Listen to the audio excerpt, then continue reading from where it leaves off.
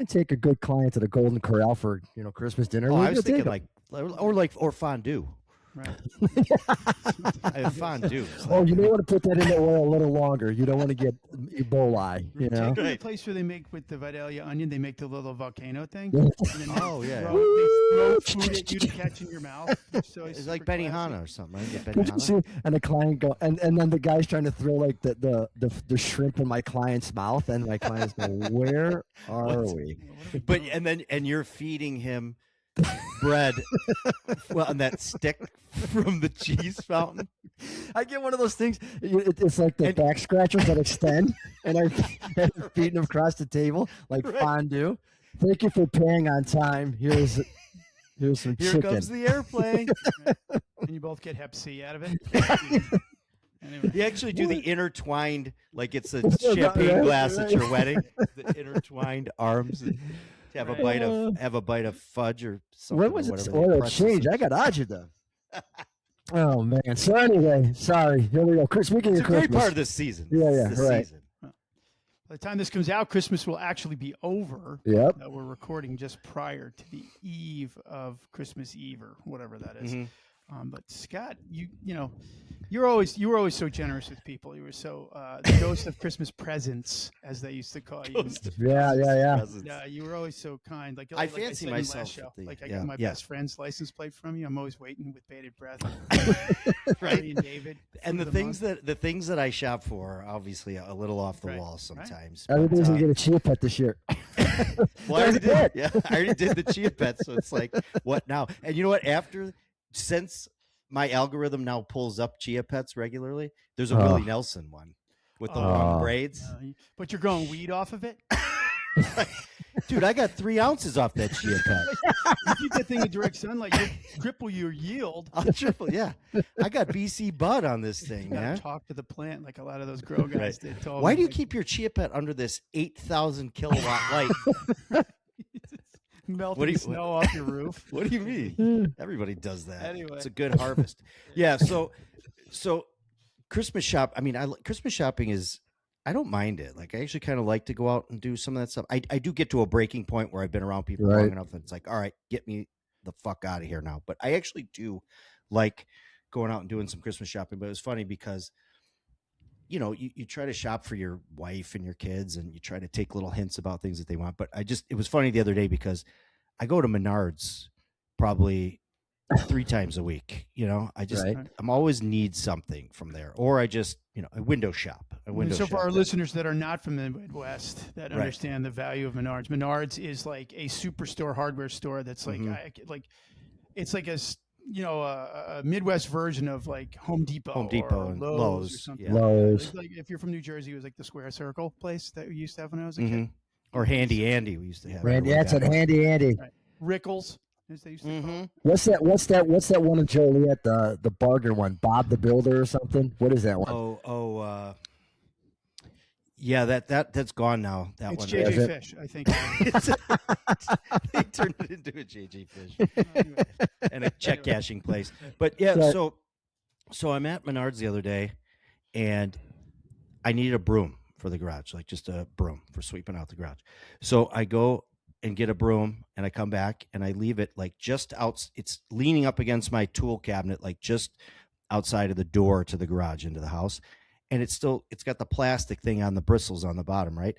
And so it's sitting there for a day, and we come in. Chrissy and I were out somewhere, and we come in, and she goes, "Tell me that broom's not for me. That's not like a Christmas present, right?" And I'm like, "Come It's on, your new car. I'm your new car. I'm better than that." I'm like, "You didn't see a bow on it. If it had a bow on it, maybe." But now you got to get her a broom. You got to right. get her a broom. So, and I'm thinking, I'm like those Lexus commercials at Christmas where the guy he's dangling the keys in front of the wife, and the big red bow is on the hood of the Lexus, and I'm out in the garage, but I'm twirling the broom like I'm leading the Rose Parade, Like the dustpan, like the dustpan.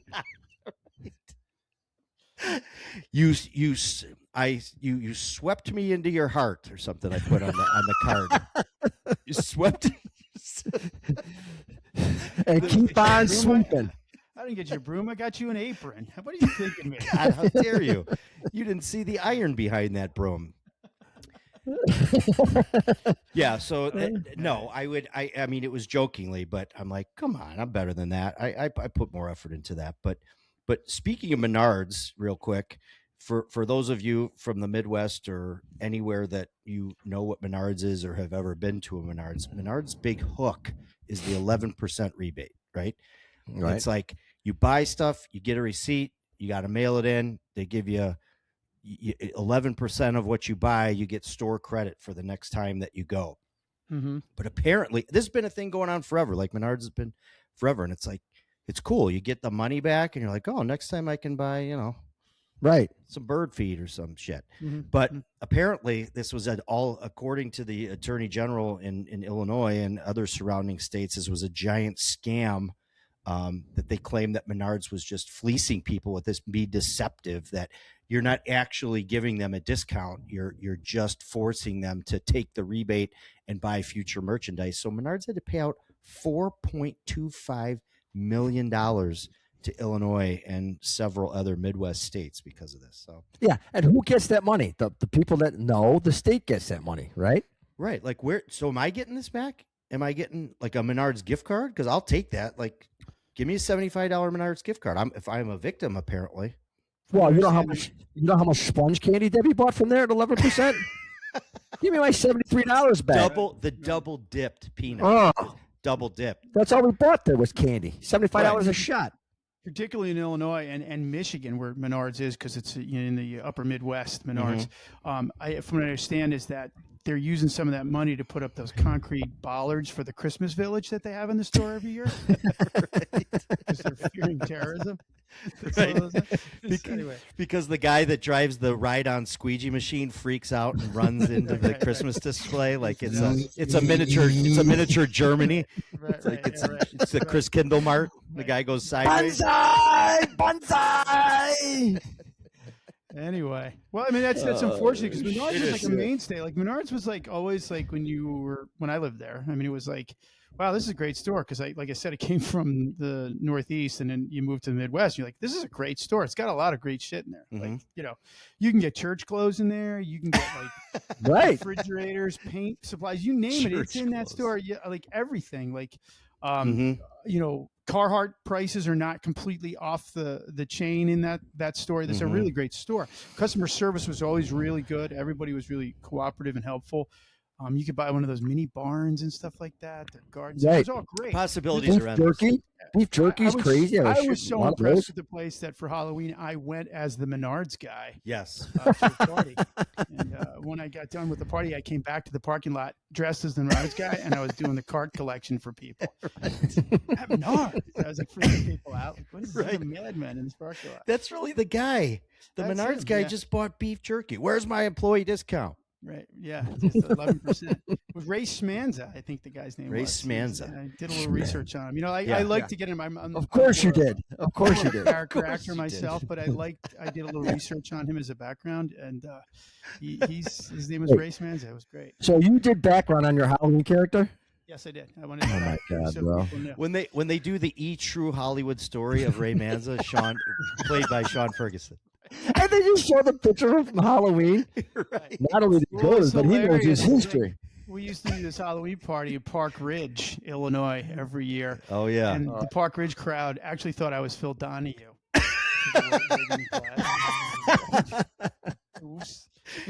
Anyway. That's great. But at the holiday season here, we've got some folks in our own profession that are embracing, the famous Charlie Brown line. Can anyone tell me what the true meaning of Christmas is? And we've got a couple chiefs that we'd like to talk about today that, have gone back to in speeches, various speeches about, bringing scripture into our secular work, largely in government. And we'll start with our one of the favorite chiefs on this show, Brian the Situation O'Hara in Minneapolis, who is giving a speech at a Catholic church this past week in which he, in attempt to continue to try to confuse the good people of Minneapolis and Minnesota that there's not some real problematic things happening up there with fraud, for welfare benefits to the tune of Right. what is it, 16 billion, Chris? How much were there? The Somalians like 16. The Somalian fraud like 60 million. Yeah, right. And he likened it to that how they're not going to cooperate with the federal government unless, of course, it's the DOJ turning on their own officers. Right. But he's not going to cooperate with the ICE enforcement that's going on up there. And while he was in the church, he claimed that a lot of what's going on in America right now is he was offended by as being raised a Catholic. That what we're doing to these people are no different to what happened to Mary and Joseph, who were also outsiders in their situation and couldn't get a room at the inn. And I found it quite ironic that he would be saying those kind of things just from a biblical standpoint. You do a little, like I said, research on things, and there's more to that backstory for whatever. But you guys want to give your thoughts before we get into my thoughts on that? Because obviously I'm, talking a lot here. Go ahead, Scott. You first. Well, I will tell you the situation. I don't remember what he was all about before this, but he is definitely patronizing people now with the stuff that he's doing there. I mean, first of all, I look at this guy. He's still rocking the tailored, tight, overly tight uniform shirt. Mm-hmm. And it's like, come on, dude. But the giveaway is the glasses. He's gone to the glasses. Mm-hmm. Yeah. Those glasses that he's wearing, that he's turned, that he's changed his opinion on things. Cause now he's wearing the, basically those like the lefty glasses. But I don't care if you come there, like you came there as the police chief. Now, obviously this stuff has unfolded, and yes, there is this Somali population that's there, but to say, to ignore the fact that these folks have committed these massive acts of fraud and has been apparently ignored at so many levels of government all the way through, because people are more concerned about a voting block of people than they are about actually doing what's right and enforcing the law.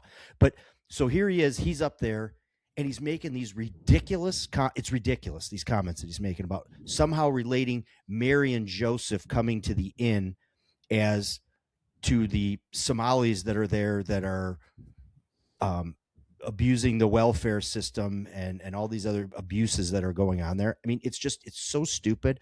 And I don't know how when he was putting this speech together, and he's always like quasi flexing when he's up there. It's like, dude, you know what I mean? Like, you see the way this guy stands. He's always did you before you came out from behind the curtain up to the podium, did you do 50 push-ups real quick? So you look jacked when you came up to the thing. And then, I mean, it's just such an asinine comparison that he's made of these people that have come there, that have abused the system, committed all kinds of fraud, and to say that they're not being welcomed in. Everybody's being welcomed in, but people have committed a serious amount of fraud and they're abusing the system. Right. That's the difference.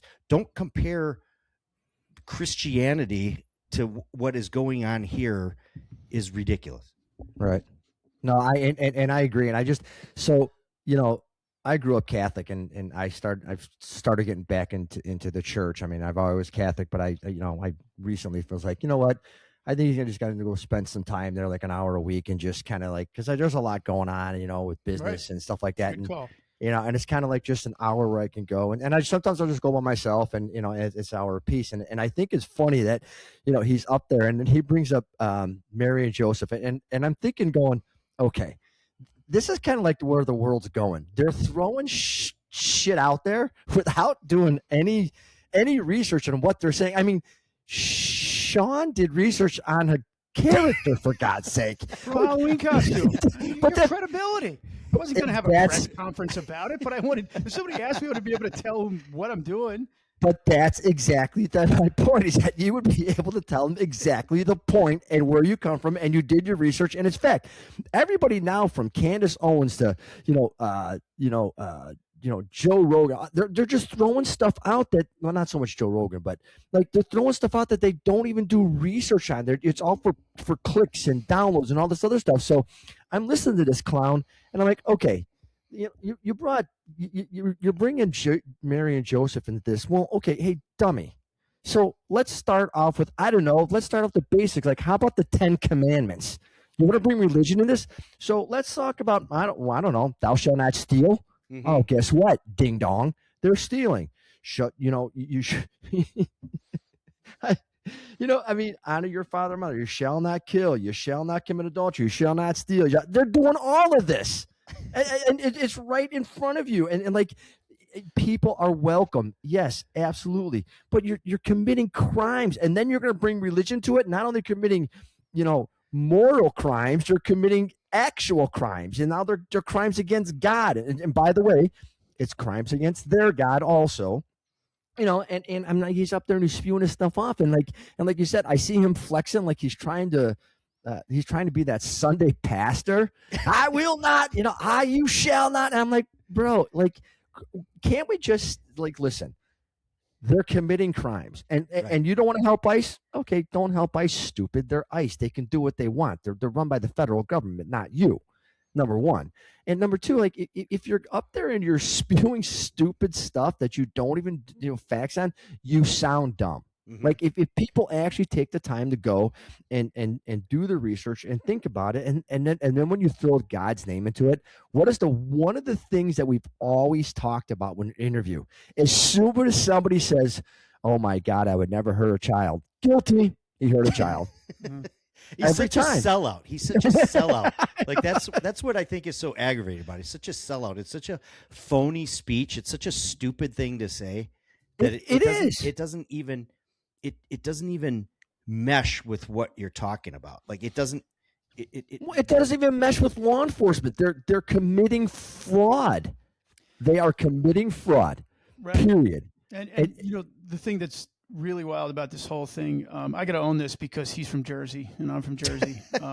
He was the former director of public safety for the Newark, New Jersey Police Department. He was the former public safety director of Newark's police department, which was under a consent decree, which, right to Minneapolis for another one, to get on board with, your DOJ overlords and blaming police officers for that. So the thing about it is that, like I get that scripture is up for debate. There are a lot of people that go out there and say, how can you interpret it, what you're going on? But like, the facts are facts. Joseph and Mary were back in Bethlehem and could not get a room, like what he was claiming, like we're not allowing these illegal immigrants to have, because Caesar demanded a census be performed and everyone had to return from where they came. Joseph himself, Saint Joseph, the patron saints of fathers, carpenters, Saint Joseph is like the dude. I'm going to be honest with you. The ultimate in stepdad is, Saint Joseph. We should all be proud of him, is what he was able to do as a man. He's betrothed to Mary. But he's like, I got to go back to Bethlehem because they're counting everybody. Give to Caesar what is Caesar, as Christ eventually said. Yep. So he goes back there, and guess what? So did everybody else, because Bethlehem isn't what Bethlehem is now. Bethlehem was a backwater place that the Romans were like, yeah, whatever, do what you got to do, but we want to know who you are, where you're from, so we can tax you better, which Brian O'Hara's overlords is the answer to everything. You know what I mean? So they're there and they can't get a room in an inn because so many people are there going, we're just doing what the law says to do, doing what's right. Unlike a lot of the population that Chief O'Hara is now trying to defend so he can stay in power, so his overlords can stay in power there.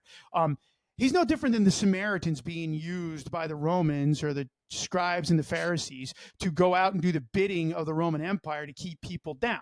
But, we're getting real tangential here. And some people might say, well, I think you're wrong about this. You think you're wrong about that. But they eventually got a room.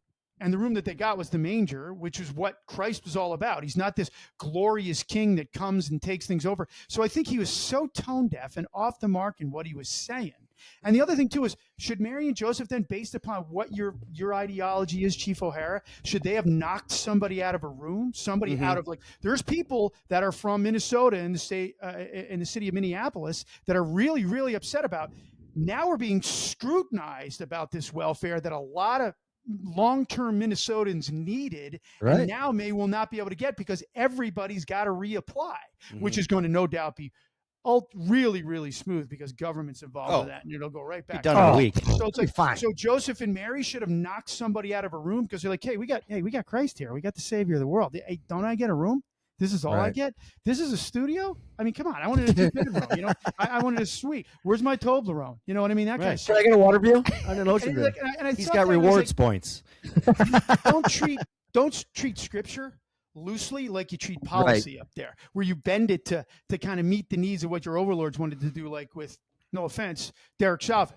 He was following what was written policy, but no one was allowed to talk about it. And if they did, they would have been banished and kicked out. Right. And we watched what happened there. You can't interpret Scripture loosely like that. So, well, they were outsiders. Joseph was a direct descendant of David, King David from Bethlehem. They said, there in the city of David, a Savior will be born. It's like, and I was like, did anybody raise their hand and go, hey, I pay attention a little bit of it. And what I realized was that the people that were buying into what he was saying don't really pay attention to Scripture, don't really pay attention to the history of the Bible and what that all meant. Again, somebody might come on here and say, well, you were off about this or off about that. But hey, it's all subject to interpretation. Not like the laws in that state that should be subject to why people are getting that much to defraud the government of that level of money. Well, it is subject to some type of interpretation, but I mean, if you do your history and you do your research, the basis of what happened is there. Like, I mean, it doesn't, like, if you have, Jesus is, lighter skin or darker skin, longer hair, longer beard. Okay. If you want to interpret that, but you can't interpret the fact that he said, don't steal. And Joseph's a descendant of David and they're back there for the census and they couldn't find a place. And I'm like, and he's spewing this out there. Like, it's just like, it seems to me like they're throwing stuff out just to confuse everybody. And then you have people going, yeah, I'm like, you're a Somali Muslim. What do you know about, like, Jesus? Like, read the book. Yeah. Right. Be a victor, not a victim, as Joel Osteen would say. Okay. But I just found it funny that, like, he's like playing on the heartstrings of people at this time of year to try to turn the tide about what people would think about it. And again, like, he's offended as a Catholic. Hey, Chief, here's another thing I want to let you know. That party that you're defending that's allowing that has lost the Catholics a long time ago for a whole lot of other reasons than welfare fraud or immigration reform. The new Pope himself has waded in on this, and I'm not about to kind of try to interpret that because it's way too early about what he meant in some of these things. Obviously, we need to be kind to people that are downtrodden. That's the entire thing of Jesus's philosophy as a preacher. Being human. But he also said, give to Caesar what is Caesar, and don't break the rules, but God outweighs all of that. What they're doing is neither giving back to Caesar nor is it godly by stealing that kind of fundage from a system for people that really need it. Right. Right. No, and I just think, and again, I think that they're throwing stuff out there to, like, get people all riled up and all this other stuff. And nobody's taking the time to think. Like, you got to take what he's saying and listen to what he's saying. And, and what I got out of that speech, and I'm just going to be 100% honest, what I got out of that speech is I don't know anything about Catholicism, even though I'm a Catholic. I have no idea about the story of Mary and Joseph. I have no idea about the story of why this all took place, the nativity. I am allowing people to steal, which is against the Ten Commandments. I'm allowing people to steal. I'm allowing people to commit crimes. I'm allowing people, which makes it unsafer, which is I'm going against my oath of office. So basically in that rant, so you told me you're stupid and you're not fit for your own office. That's what you told me. Right. But you're doing it with a good tan and manicured eyebrows. And veneers. Right. And swole arms. Swole. He's got a guy in his staff that just carries a kettlebell around for them before they get ready to speech. He's like, "Where's the kettlebell, bro? Bring it." Right. Yeah. I got to hit a couple reps before we get out there. Did you bring that olive oil Pam spray? Yeah. You can rub that on my arm. You got those paper clips for the back of my shirt so it's real snug. And that hat. That hat, I just want to knock out. Like, you not only sound stupid, you look dumb. Like, your ears are like, it's like that Mr. Potato Head cowboy hat you used to put on Mr. Potato Head. It was so small, and his head came out the sides. All I ever think, speaking of police hats, all I ever think of from back in the academy, because Sean was such a hard ass military guy back in the day, was him always showing us the two fingers right here thing with the pull the goddamn bill down, so you don't look like Barney Fife with that thing off the side of your head, like you're. I always liked it when he walked by, he rolled his eyes, like he didn't care, friend or foe, like he rolled his eyes, and you knew your hat was a mess. Never knew your hat was a mess. He rolled his eyes like, yeah. I'm like, it got to be my hat. Check your gig line. Right. Straighten that belt. For God's sake, pull up those pajamas. Anyway. But there was Sean just starts grabbing you and adjusting your stuff like like the little kid in that Christmas Story, like you're putting on your jumpsuit and he's straightening you out. I can't lower my arms. Thank you, sir. But there was another chief in DC. Oh God, they keep getting better. Yeah. Oh, here we go. Who also turned to perhaps the faith during her exit interview or exit press conference. I don't know what that was. Is that what that was? Police. It was a press conference. Yeah, I thought it was a James Brown concert. They gave her an opportunity, like, this was her, like, I retired. Mm-hmm. And this was on the heels of the fact that there was a congressional study done that showed that she was manipulating statistics that would make it look like the crime rate was actually lower than what it was. One of you guys got her name? I'll edit this part up. But one of you don't got her name?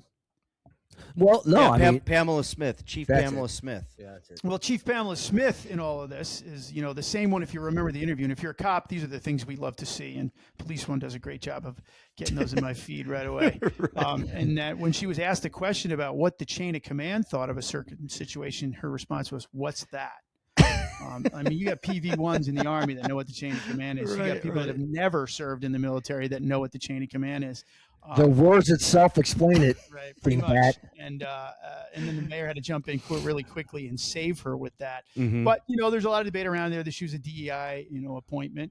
The glasses. Yeah. The glasses. Just saying. Glasses. But her, you got to go check this out on YouTube. Just put in DC Chief's retirement or resignation speech, and she, somebody it looked like an old time. Like, Scott, how did you word it? What it looked like? It was like it reminded me of the Blues Brothers. Hold on, guys. We got a quick guest appearance here. Hold on. They're making cookies. You got to see this for Christmas. Come here. Look at this. Look at this. Come here. Come on, guys. It's all the nationalities. Look, we got one. Come here. Debbie, you're first. Look at this. The Irish blessing. Oh, there you go. The Irish blessing. You got Italy. Italy. Right. And so there it is. Right, the green. It looked like I thought she was Native American. Here we go. Here's the Stu best Nuts. one. Look at this one. You bet your Oh, yeah. There you go. Bringing it. That's the only real baker in the whole group anyway. Dubja. I love you guys. See ya. Thank you for that holiday cheer. That was awesome. The pop in. The total pop in. Yes. So her speech, when I saw it with like the arm waving and screaming and yelling, and it reminded me of the Blues Brothers. James Brown and the Blues Brothers. Right. Like when he's before everybody starts. Like, have you seen the light? Yeah, right. I see it. I'm waiting for the back. I see it. We're on a mission from God. Right. And she obviously had people waving. I'm like, most retirement ceremonies, I've been to, we've been to several. I mean, we've been around a long time. This is 20, like when this show comes out, it's literally on the 25th anniversary of our higher dates in law enforcement. Yes. Like, and we've been to quite a few retirement ceremonies, and I never saw them get to the revival level. You know what I mean? Where you're screaming and yelling, like and snake handling and jumping around. Yeah. But again, my understanding of Christianity was humility. Like, was always humility of Christ, where he was born, how he lived his life. He didn't come as a conquering king, as the Jews expected a conquering king to be when the Messiah was coming. It was more about humility, and it was a short term. 30 to 33 was his time as leading the faith. And she's up there screaming about how she can't be questioned. questioning the loyalty of her subordinates, Mhm. like literally screaming about these commanders. Who do you think you are? She's screaming at the top of her lungs, and how dare you question me? Do you know who I am? And I thought to myself, if you've got to ask at your retirement ceremony if people don't know who you are, that's your fault. That's not their fault. If they didn't get to know you as your command staff, that's your fault, not their fault. They have command. They have zones or whatever you want to call it to run as commanders. If they've got to seek the chief out and say, Chief, tell me your story. You know what I mean? Like, it's like, where are you coming from? But the idea of that was that she could not be questioned about anything that she was doing, and that anybody that was unloyal to her was not worthy. Again, go to Christ. All of the disciples of Christ abandoned him on the eve of his crucifixion, which in Christianity was the thing, as awful as it was, that saved our world. And she's up there referencing the Bible, and we'll get to that in a second, and how she referenced the Bible, which I have yet to find the verse anywhere what she referred to, that Jesus forgave people for questioning her authority. She said, "I forgive you," but her quote was, "F you." Right. Yeah, I must have missed that part. Every gospel writer must have missed that part when they wrote about when Jesus forgave his disciples for what they did. And you think to yourself, these people not only don't know law enforcement, they also don't know the faith that they're claiming to gain favor with people that maybe want to ignore the fact that she broke some significant rules because she claimed this report had nothing to do with her son. You're using it to deflect. And you're trying to deflect with this holier than thou shit. And again, we've all been to tons of retirement events, from chiefs all the way down to officers, and never have I seen a retirement ceremony that goes this way. Typically people talk about what they enjoyed about their career, the things they learned, the people they worked with, what they were able to do for other people, or all the good people that they had working around them that helped them be successful, all the pretty standard stuff. But when you stand up there and do this kind of presentation and scream and yell and wave your hands and yell F you to people, you're only hiding the lack of skills and the lack of knowledge that you had in this profession. You were put in a place that you probably didn't have any business being, and it's evident when you behave that way when you leave. Like, I'm going to burn the place down and F you, and I'm going to blame all the people below me for all the things that were put on me, even though this report has been very clear, and there's been many interviews that have said from those commanders and people all the way down the line that she ruled with an iron fist and told people, you will change these things so that these numbers don't look the same. You will change these things, or you will be punished, or you will risk being demoted, or whatever those threats were. So the whole thing, to try to walk out the door like you survived something terrible and everyone was against you. Bullshit. You were playing the system. You were scamming the city that you worked for. You were changing things to falsify stats. That is your legacy. So you can stand up there and jump up and down and scream and yell and pretend like you're talking about something and how it impacts this world religiously. But at the end of the day, everybody knows you're a fraud. And you bamboozled the people of your city, and you treated people like complete garbage, and decided it was time to go before probably the real heat came on. No, and that's the thing. I mean, it was just, and here's the thing.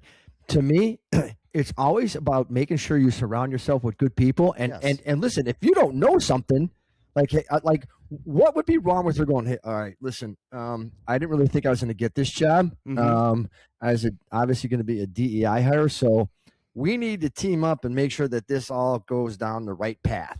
No, she gets out screaming and yelling, and you can't change all that. No, it was so. I was listening to it going, like, is she trying to convince herself or us? Because if you listen to any word of that, all she's doing is just deflecting. You can't do this. Well, no, I can. And that's why you're retiring. And by the way, the very oath that you took to serve, the very oath that you said that you would protect us, and you didn't do it. All you did was preserve yourself, which is by far, and when you become a policeman, your self-preservation becomes second or third on the list because you took an oath to take care of people who can't take care of themselves. So guess who comes first? Them. Mm-hmm. And that's all I heard from her is, I took care of myself and not you. F you. Mm-hmm. You know, the thing that I thought about too, which was like, hey, you know, you're all about like not being questioned or whatever. You've been given this forum where there's national news cameras there to follow you, and you took such an unprofessional approach. But how many officers and subordinate employees there left that organization feeling as badly as she did, and maybe were justified in feeling that badly, but we're not given a forum to tell the chain of command, fuck you. Yeah. None of them. And if you took to social media and did something about it, your next agency, if you were trying to stay within the work, would be like, we're not going to hire you because we did a social media scrub. And you were going off about the DC situation. So we don't necessarily know if we want that kind of a problem here. Am I lying when I'm saying that? They do social media scrubs. We don't get to say these bad things. Yeah, no. We have to be very guarded about the things we say. We try to speak some of the truth here on this podcast. I know some people would probably say, no, that's not the truth. That's your interpretation of the truth, whatever. We're just talking about our experience of what we saw. We, as ordinary officers, would never have been given that opportunity to defend ourselves in something that we were questioned about. First things first, our attorneys would say, you're not talking to anybody about that because they're going to just use this against you. And secondly, that's just not professional. Don't do it. It's not the right thing to do. But we got a chief here that's dropping F-bombs, referencing the Bible, and she's coming from church. But it's everybody else's fault but hers as to why this all went so badly against her. But 2 or 3 episodes ago, I was praising her when she was like, when she came out, she goes, well, you know, this ICE stuff is kind of working. So I'm like, okay, well, maybe we have somebody here that's going to go, you know what? This is actually kind of working, and I'm going to stand up for it, and I'm going to, I'm going to start changing my ways a little bit to try and, get the momentum going, because maybe I was wrong, or maybe there's a better place, and the DC's a better place because of this. I thought she was going to go in the right direction. I'm like, okay, again, she had the potential to knock it out of the park just by keeping that momentum. I was wrong. This fixed it. But but then she comes out with the FU. Come on. But I can't help but to think that there's probably more to that than met the eye. Like overlords in this are like, you said something that was appeared to be pro Donald Trump. This is a Democrat city. Yeah. You will pay. Work for Democrats. You will pay. Just like she made people pay. Maybe it's the chickens coming home to roost, whatever you want to call it. But it's tough, man. If you're going to be a chief and you're going to pick on one of these cities where these people have these very controversial, stances on things of standing up to the federal government. Remember, as a cop, you're just a Samaritan. You're being used to do the dirty work that the Pharisees and scribes don't want to do themselves, and the Romans don't give a shit about. So, I mean, it must be tough to be in these positions. You're like, I got to go out and say things that I don't necessarily agree with, but if I don't say these things, I'm going to be out of this high-paying gig, and I won't get the next high-paying gig to be part of that. So, I mean, it's a question of, do you sacrifice your integrity, or do you take care of what business is? We've all had to sacrifice our integrity as cops to keep our mouths shut about situations that we know the media is portraying it wrong, our leaders are portraying this wrong. But what do we do?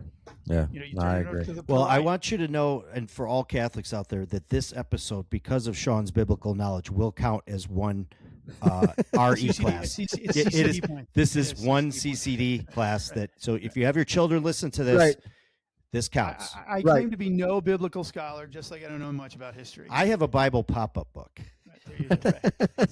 Well, and on that, if you listen to it after 4:00 on Saturday, it'll count as your Sunday counts mass. As church. Don't even ask me the readings, Joe. Are you kidding? You sound like you're from the north. Anyway. Thank you, everybody, for listening. We appreciate you. Please go to where you get your podcast. Leave a rating, review, download, subscribe. Please tell all your friends. We are really trying to make this world a better place by getting the truth out there and meshing the civilian life with the police world. Also, if you have a suggestion for a show, idea, concern, question, want to be a guest, have a suggestion for a guest, you can email us at 3copstalk@gmail.com, or you can go to our website, 3copstalk.com, get old episodes, and you can also leave an email through there for any suggestions and ideas you may have. Also, everybody, Merry Christmas, and I hope you guys all have a blessed holiday with your families. Be safe, and thank you for listening.